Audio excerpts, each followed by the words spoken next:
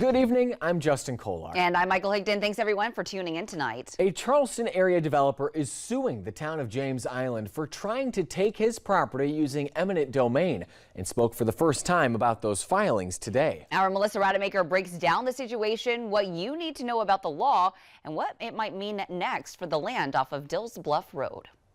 James Island is a special place. I'm from James Island. The people are tough. The people are patriotic. Sometimes the people are loud. Kyle Taylor started the process of buying about 6 acres on Dills Bluff Road in 2021 with plans to develop it. He hoped to rezone the land for more commercial use, but faced some neighbor pushback. Since then, he conceded to build within the zoning, some homes and a storage facility. I think the process at least was as good as it could have been. And we tried to engage as much as we could and engage early. Taylor says while working through the final phases to purchase the property in 2024, the town got involved, filing to seize and pay for about 1 acre for public use. The eminent domain was certainly surprising. Eminent domain is the only legal way for the government to take your property.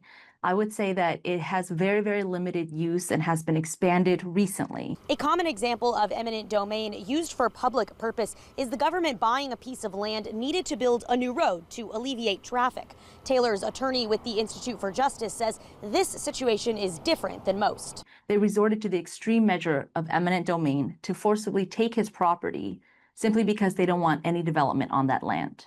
The town of James Island filed to take over and pay the assessed value of $600,000 in 2024. Today, the town clarifies it filed the paperwork before the final sale went through, intends to pay fairly, and looked at many properties for a park before picking this one.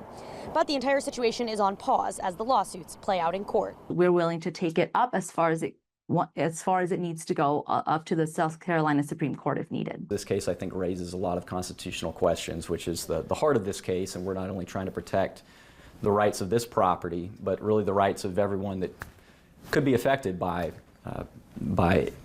what may be illegitimate use of eminent domain and abuse of eminent domain. And so we're trying to protect not only this property, but really everybody's property. On James Island, Melissa Rademacher, Live 5 News.